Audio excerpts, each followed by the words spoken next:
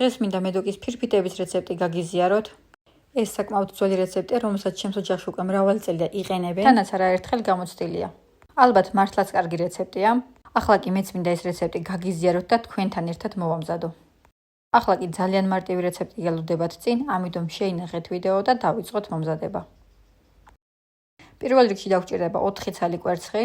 გადაიტანეთ ისეთ თაშში, რომელსაც 2 წყლის აბაზანებზე დადგავთ. ამის შემდეგ უნდა დავამატოთ 2 ჭიქა შაქარი. ჭიქა იქნება ჩვეულებრივი 200 გრამიანი.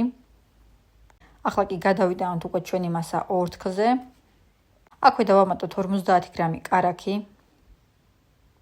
კარაქი უნდა გავადნოთ სრულად.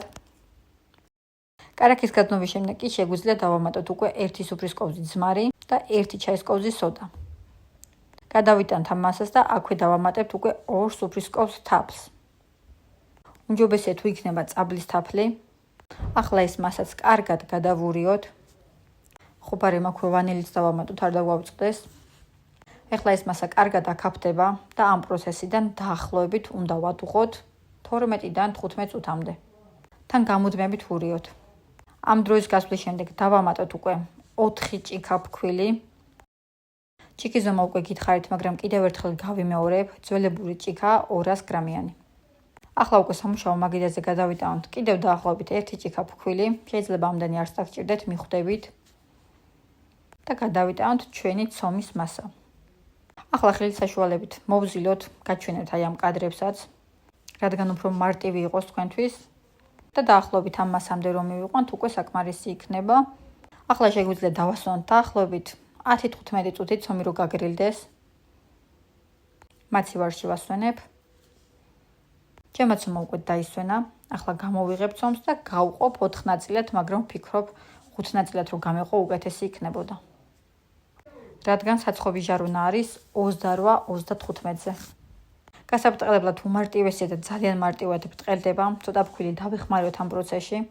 თავიდან ვიფიქრე ასე უფრო მარტივად გავაბრტყელებთ და არ მიეკრობა მეთქი, მაგრამ ისედაც არ ეკრობა, ამიტომ შეგიძლიათ პირდაპირ გავაბრტყელოთ. ახლა უკვე გადავიტან საცხობ ფორმაზე და ჩანგლით დავჩხვლიდავ ყველგან. ძალიან სწრაფად სხვება, ამიტომ დააკვირდით, ზედმეტი არ მოუვიდეს. 4-5 წუთი ალბათ შეიძლება არც ამდენი, დააკვირდით. ახლა ესეც გადავიღერო, ასეც ძალიან მარტივად ბრტყელდება, დაგინახათ და საბოლოოდ გამოდის ძალიან კარგი ფირფიტები. თუ აპირებთ ამ ზომის ჟარუნაზე გამოწყობას, უმჯობესია 5 ნაწილად გაყოთ, უფრო თხელი ფირფიტები გამოგივათ. მოკლედ იმედია მოგეწონათ ვიდეო.